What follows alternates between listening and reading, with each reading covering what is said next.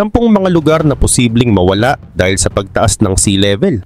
Maraming tao ang nagsasabi na hindi daw totoo ang climate change at gawa-gawa lang daw ito. Pero ayon sa mga pag-aaral, ang labis na pag-init ng mundo na nararamdaman natin ay dahil sa climate change. At dahil sa patuloy na pag-init ng mundo ay natutunaw ang mga yelo na nagiging sanhi naman upang tumaas ang sea level. Ang pagtaas ng antas ng tubig sa dagat ay maaring magdulot upang tuluyang lumubog ang mga lugar dito sa mundo. Kaya naman sa video na ito ay pag-uusapan natin ang 10 mga lugar na posibleng lumubog. Kaya naman simulan na natin.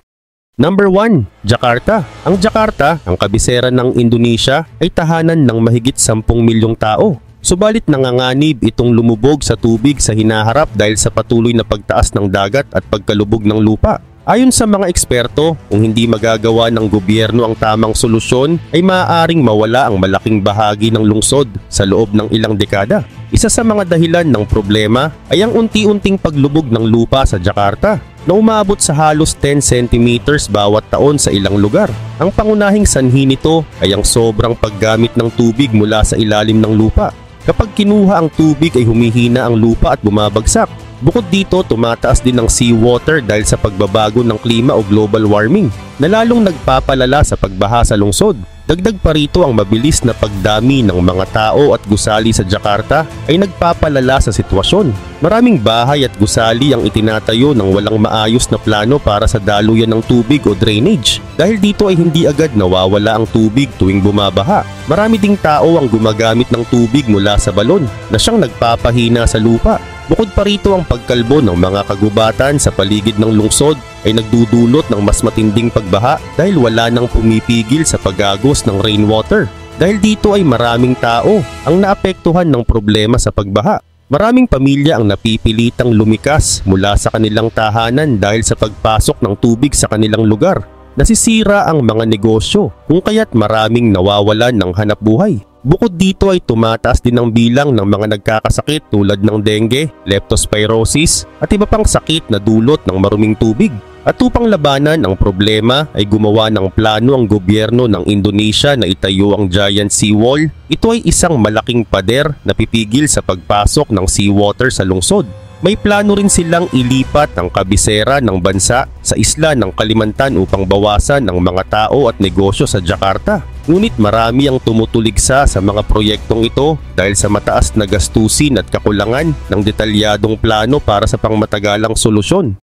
Number 2, Bangladesh. Ang Bangladesh ay isa sa mga bansa sa mundo na lubos na apektado ng pagbabago ng klima. Dahil sa mababa ang lupa at malapit ito sa dagat, ito ay madaling bahain. Sa dami ng taong naninirahan dito na mahigit 160 milyon ay maraming komunidad ang nanganganib na mawalan ng tirahan sa hinaharap. Ang Bangladesh ay nasa bunganga ng 3 malalaking ilog, ang Ganges, Brahmaputra at Meghna. Ang karamihan ng lupa rito ay mababa na halos 1 metro lang ang taas mula sa dagat. Kaya tuwing tumataas ang seawater o may bagyo ay mabilis itong binabaha.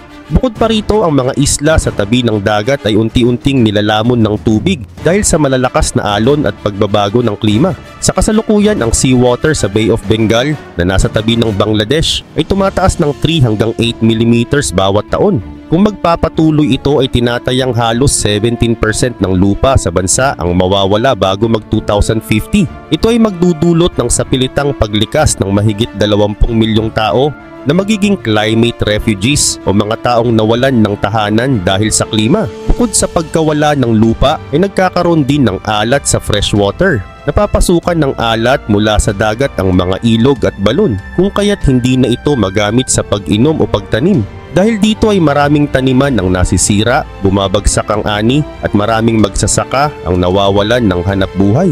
Gayun din ang mga mahihirap na pamilya na kadalasang nakatira sa mga baybayin ang unang naaapektuhan. Kapag lumubog ang kanilang mga tirahan ay napipilitan silang lumipat sa mga lungsod tulad ng Dhaka. Dahil dito ay nagiging masikip ang lungsod at nagkukulang sa tirahan, pagkain at trabaho. Gayun din malaki rin ang epekto nito sa kultura ng mga tao. Ang maraming pamilya na umaasa sa pangingisda at pagsasaka ay nawawalan ng hanapbuhay.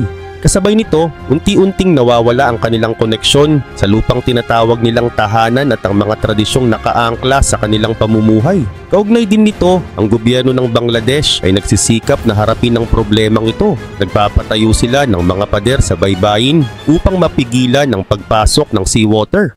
Number 3. Kiribati. Ang Kiribati ay isang maliit na bansa na matatagpuan sa gitna ng Pacific Ocean. Binubuo ito ng 33 na isla na may kabuuang lupaing halos 811 square kilometers lamang. Habang patuloy na tumataas ang antas ng seawater dulot ng global warming, ay mas nagiging mahirap para sa mga tao rito na mamuhay ng maayos. Ang Kiribati ay isa sa mga bansa na pinakamatinding apektado ng pagbabago ng klima. Habang umiinit ang mundo, ay tumataas din ang seawater na nagdudulot ng maraming problema. Una, nawawala ang lupaing maaring pagtaniman dahil sa alat na sumisipsip dito.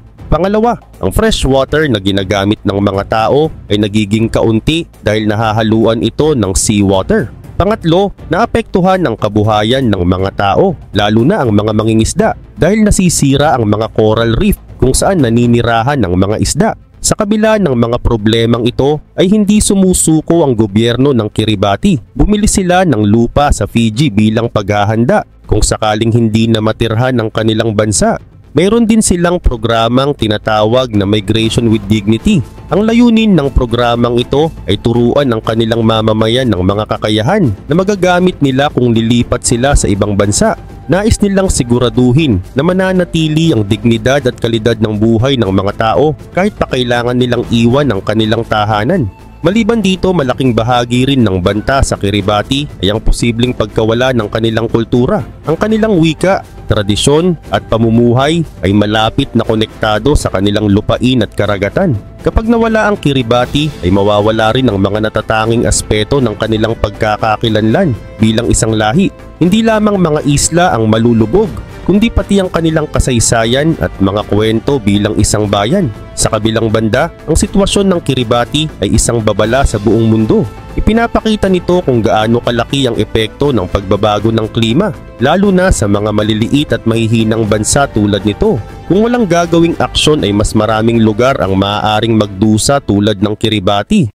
Number 4. Alexandria. Ang Alexandria ay isa sa mga pinakakilalang lungsod sa hilagang bahagi ng Egypt. Ito ay napuno ng kasaysayan at kultura na nagmula pa noong sinaunang panahon.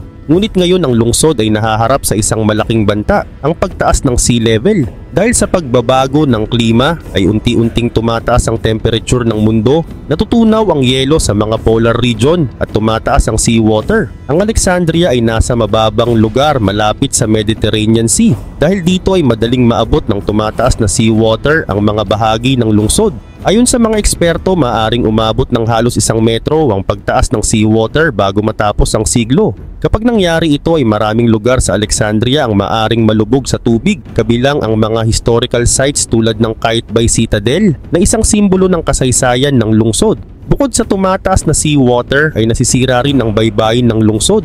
Ang malalakas na alon at pagbaha ay nagiging sanhi ng mabilis na pagguho ng lupa. Ang pagkawala ng mga natural defense tulad ng mga coral reef at bakawan ay nagpapalala sa sitwasyon. Ang drainage system ng Alexandria ay mahina rin, kaya ang ulan at baha ay mabilis na dumadaloy sa mga kalye ng lungsod na nagdudulot ng malaking pinsala. Ang epekto ng problemang ito ay lubos na nararamdaman ng mga tao sa Alexandria. Ang mga mahihirap na pamilya ang pinakaapektado dahil wala silang sapat na kakayahan upang harapin ang mga pagbaha.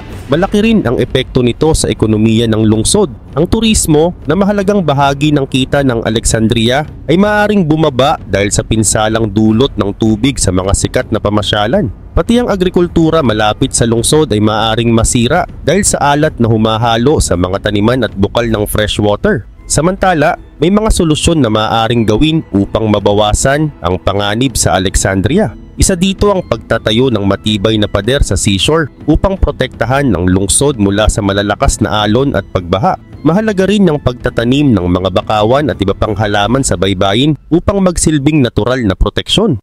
Number 5. Norfolk. Ang Norfolk ay isang lungsod sa silangang bahagi ng Virginia, USA. Dahil ito ay malapit sa Chesapeake Bay at Atlantic Ocean, palaging nanganganib ang lugar sa pagbaha. Ngayon ay isa na itong simbolo ng panganib na dulot ng patuloy na pagtaas ng seawater at pagbabago ng klima. Nanganganib ang Norfolk dahil sa dalawang pangunahing dahilan: ang patuloy na pagtaas ng tubig sa dagat at ang unti-unting paglubog ng lupa. Ang mga problemang ito ay nagdudulot ng mabilis na pagtaas ng tubig sa lugar kumpara sa ibang bahagi ng mundo. Ayon sa pag-aaral, tumaas na ang tubig sa Norfolk ng 1 feet sa nakalipas na 100 years at maaaring tumaas pa ito ng 3 feet sa susunod na 80 years. Bukod dito ay madalas ding tamaan ng lungsod ng bagyo at malalakas na ulan na nagiging sanhi ng baha. Kahit walang bagyo ay nakakaranas pa rin ang Norfolk ng tinatawag na nuisance flooding o maliit ngunit madalas na pagbaha. Ang ganitong baha ay nakakasira ng mga kalsada, bahay at negosyo at nagdudulot ng perwisyo sa pang-araw-araw na buhay ng mga residente. Malaki ang epekto ng patuloy na pagbaha sa Norfolk. Isa sa mga pinaka-apektado ay ang Naval Station Norfolk, ang pinakamalaking naval base sa buong mundo. Mahalaga ang base na ito sa seguridad ng United States. Ngunit dahil sa baha ay nanganganib ang mga operasyon at infrastruktura nito. Kung magpapatuloy ang ganitong sitwasyon, ay malaki ang magiging epekto nito sa ekonomiya at seguridad ng bansa. Apektado rin ang mga residente ng Norfolk. Maraming tao ang hindi na makabili ng insurance para sa kanilang mga bahay dahil sa mataas na panganib ng baha. Ang iba naman ay napipilitang ibenta ang kanilang ari-arian sa mababang halaga o umalis ng lungsod. Sa negosyo naman ay patuloy na tumataas ang gastusin sa pag-aayos ng mga nasirang ari-arian at kagamitan dulot ng baha. Samantala, kahit maraming hamon ay gumagawa ang Norfolk ng mga paraan para harapin ang problema. Isa sa mga proyekto ng lungsod ay ang Vision 2100 kung saan layunin nilang tukuyin ang mga lugar na may mataas na panganib sa baha at protektahan ang mga mahahalagang infrastruktura. Gumagawa sila ng seawalls, pump stations at iba pang mga proyekto para bawasan ang epekto ng pagbaha. Number 6, Honolulu. Ang Honolulu, ang kabisera ng Hawaii, ay kilala sa mga dalampasigan, tropical na tanawin at mayamang kultura. Isa itong sikat na tourist destination at mahalagang sentro ng ekonomiya.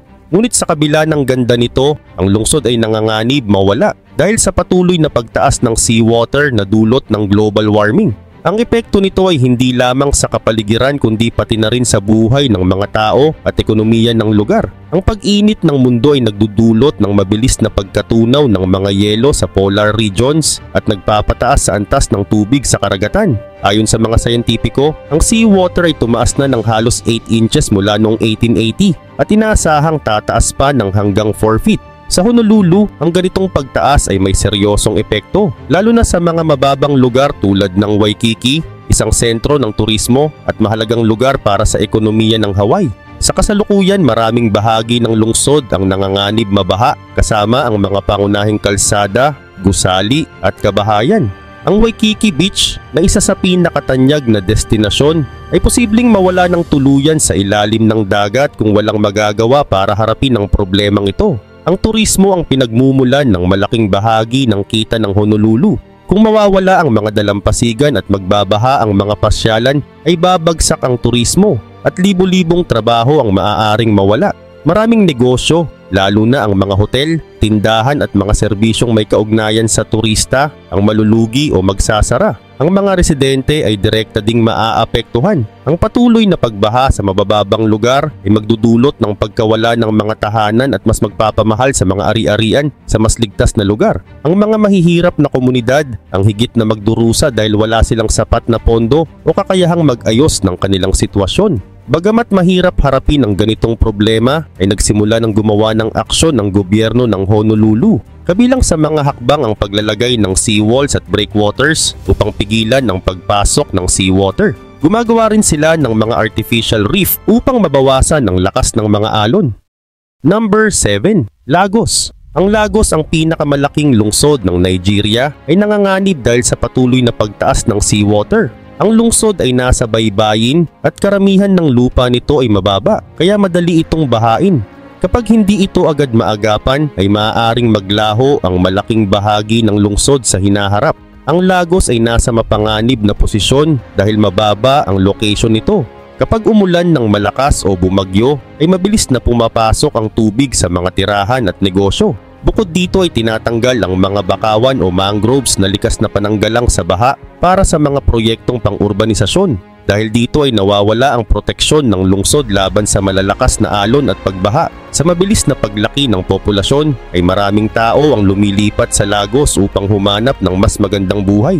Sa kasamaang palad, ang mga bagong tirahan ay itinatayo sa mga lugar na delikado tulad ng mga swamps. Ang kawalan ng tamang urban planning ay nagdudulot ng mas matinding epekto tuwing may pagbaha. Kung patuloy ang pagtaas ng seawater ay maraming bahagi ng Lagos ang lulubog. Ang mga komunidad tulad ng Makoko na nakatayo sa ibabaw ng tubig gamit ang mga kahoy na poste ay unti-unting mawawala. Ang mga residente nito ay mapipilitang lumikas, ngunit wala silang sapat na lugar na mapupuntahan. Maliban dito, apektado rin ang ekonomiya ng lungsod. Ang Lagos ang sentro ng negosyo at trading ng Nigeria. Kung mabaha ang mga port at lugar ng trading, ay maapektuhan ang kita ng buong bansa. Maraming negosyo ang posibleng magsara at libo-libong tao ang maaaring mawalan ng trabaho. Kaugnay pa nito, may mga proyekto ang gobyerno upang harapin ang problemang ito.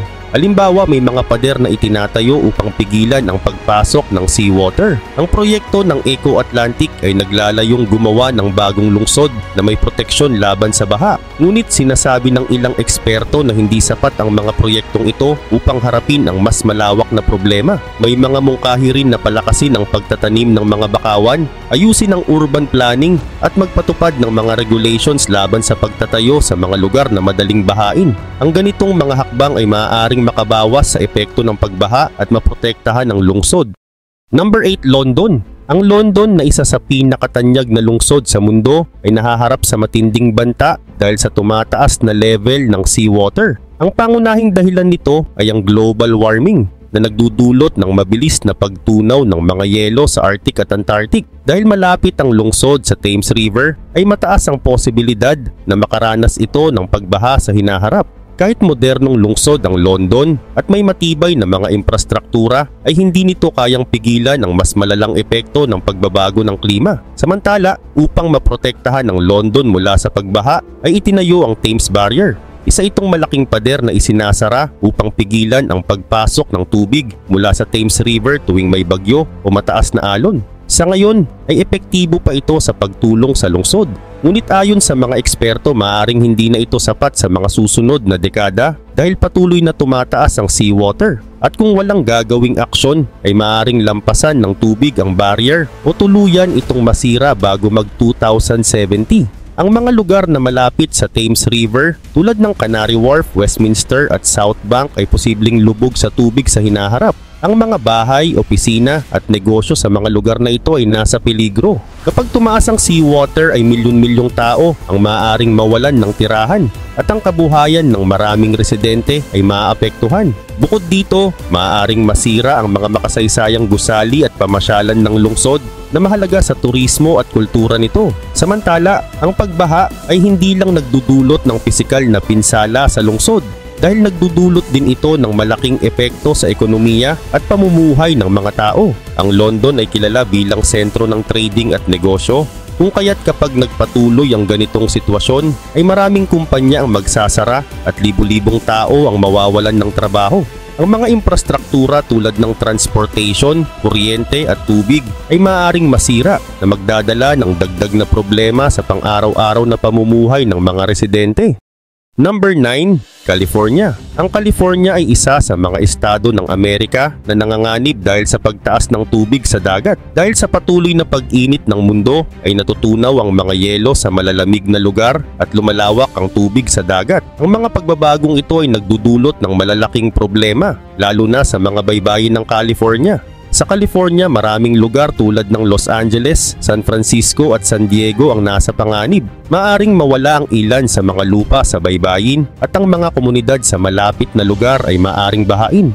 Malaki rin ang epekto nito sa kalikasan. Ang mga baybaying dagat ng California ay tahanan ng mga hayop at halaman na nakadepende sa mga wetlands at salt marshes. Kapag tumaas ang tubig ay maaaring mawala ang mga lugar na ito. Dahil dito, ang mga hayop at halaman na naninirahan dito ay maaaring maubos o mawala. Mawawala rin ang mga beach na nagbibigay ng proteksyon laban sa bagyo at malalaking alon. Ang mga tao sa mga mabababang lugar na malapit sa dagat ay sobrang apektado. Ang mga lungsod tulad ng Long Beach at mga bahagi ng San Francisco Bay Area ay madaling bahain, lalo na tuwing may malalakas na ulan, bagyo o mataas na alon. Kapag nangyari ito ay maraming bahay, negosyo at ari-arian ang masisira. Maraming tao ang maaaring mawalan ng tirahan at kabuhayan. At ang halaga ng pinsala ay maaaring umabot sa bilyon-bilyong dolyar bawat taon. Maging ang ekonomiya ng California ay maapektuhan. Ang industriya ng turismo ay maaaring bumaba dahil sa pagkawala ng mga beach at lugar pasyalan. Ang pangingisda at kalakalan sa mga port ay maaaring maantala o humina kung masira ang mga infrastruktura dahil sa baha. Maraming negosyo at trabaho ang nakasalalay sa mga lugar na malapit sa dagat, kaya ang mga pagbaha ay malaking problema sa ekonomiya. Upang mabawasan ang epekto ng pagtaas ng tubig ay may ilang solusyong ginagawa ang mga eksperto. Isa sa mga ito ang pagtatayo ng mga seawalls at levees upang maprotektahan ang mga komunidad mula sa baha. Number 10. Solomon Islands. Ang Solomon Islands ay isang grupo ng mga isla sa South Pacific. Binubuo ito ng mahigit 900 na isla na kilala sa kanilang magagandang tanawin at masaganang likas na yaman. Sa kabila ng kagandahan nito, ang mga isla ay nanganganib mawala dahil sa patuloy na pagtaas ng antas ng seawater na dulot ng pagbabago ng klima. Kaugnay din nito, ang mga isla ng Solomon ay mababa ang lupa, kaya madaling maapektuhan ng tumataas na dagat. Ayon sa mga eksperto, ang tubig sa Pacific ay tumataas ng halos 8 mm bawat taon, mas mabilis kaysa sa iba pang bahagi ng mundo. Ang pagtaas ng tubig ay nagiging sanhi ng pagguho ng mga baybayin at unti-unting paglubog ng ilang bahagi ng mga isla. Karamihan sa mga taga Solomon Islands ay nakatira malapit sa dagat. Umaasa sila sa pangingisda at pagsasaka para sa kanilang kabuhayan. Ngunit dahil sa tumataas na dagat ay nasisira ang mga coral reef na tirahan ng mga isda, kaya nababawasan ang nahuhuli ng mga mangingisda. Ang alat ng tubig ay nakakasira rin sa mga sakahan, kaya nahihirapan ang mga magsasaka na magtanim. Dahil dito ay maraming pamilya ang napipilitang lumipat sa mas mataas na lugar na nagdudulot ng masikip na pamayanan at kakulangan sa malinis na tubig at kuryente. Bukod sa mga tao, apektado rin ang kalikasan ng Solomon Islands. Ang mga bakawan na tumutulong protektahan ang mga isla laban sa pagbaha ay unti-unting nawawala dahil sa alat ng tubig. Ang mga hayop at halaman na umaasa sa mga bakawan ay nanganganib din. Sa pagkawala ng likas na yaman ay nawawala rin ang kasaganaan ng kalikasan na nagbibigay buhay sa mga tao. Samantala hindi lang kalikasan at kabuhayan ang naaapektuhan ng tumataas na dagat. Kasama rin dito ang kultura at kasaysayan ng mga taga Solomon Islands. Maraming sagradong lugar ng mga komunidad ang maaaring mawala. Ang kanilang tradisyonal na pamumuhay na nakasalalay sa kalikasan ay nanganganib ding maglaho. Kapag tuluyang nawala ang mga isla ay mawawala rin ang bahagi ng kanilang pagkakakilanlan bilang isang lahi. Bilang tugon, gumagawa ng mga hakbang ang Solomon Islands upang harapin ang mga suliraning ito.